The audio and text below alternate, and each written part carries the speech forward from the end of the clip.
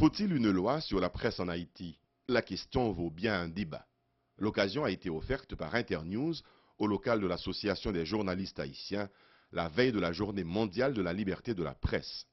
Le débat, dirigé par le journaliste d'Internews Romel Pierre, a permis aux propriétaires de médias, aux responsables gouvernementaux, mais aussi aux journalistes, d'échanger leur point de vue. En Haïti, si nous disons directement, c'est qui ça qui a passé. Ici, dans le pays, son beau débat, mais son débat qui a longtemps. Depuis moi, comme jeune journaliste en métier, je songe en 1986, c'est toujours gagné un monde qui d'accord pour les lois sur la presse et un monde qui n'est pas d'accord pour gagner les lois sur la presse. Faut-il une loi sur la presse en Haïti? Naturellement, le gouvernement se trouve dans la catégorie de ceux qui pensent que oui, il faut bien une loi. C'est d'ailleurs l'opinion du ministre de la Communication. La nécessité de réguler, la nécessité du cadre normatif, il faut qu'il vise fondamentalement l'intérêt public et l'intérêt collectif.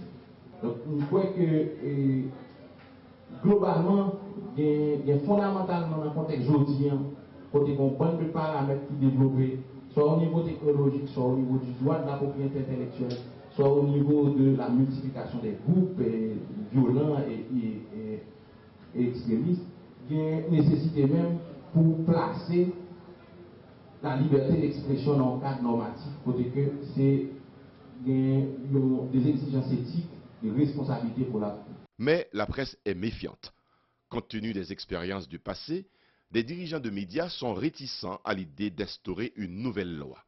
Nous devons être prudents quand on agit de la question des lois sur la presse, parce que ça a toujours été le projet, la tentative du régime totalitaire antérieur au 7 février 1986 et de ceux qui nous ont dirigés après.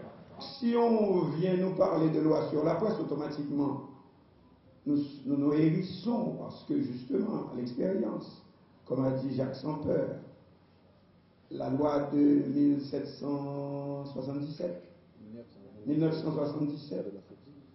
la loi de 1986, etc., etc. Or, chacune de ces lois est arrivée à un moment où le gouvernement avait besoin d'une loi pour museler la presse. Il faut qu'on loi sur la presse. Nous avons besoin de nouvelles lois. Et contrairement à ça, Jacques dit et Marcus, nous avons dit nous pas de loi, bon loi là. Loi pas qu'à là où tu pas de loi. Des décrets qui là, et bon ben là donc pas bon, c'est justement ça nous veut changer. Donc on va changer sur pas contre l'autre. Le juriste, mais aussi journaliste, Newton Saint-Just, plaide en faveur d'une loi qui puisse garantir à la fois le bon fonctionnement de la presse tout en protégeant le citoyen. Nous sommes pour une législation qui a pour réglementer la profession de journaliste en Haïti, non pas pour obstruer, non pas pour mettre babouquette dans la bouche la presse, mais c'est pour protéger droit moi-même comme citoyen. C'est pour protéger la collectivité.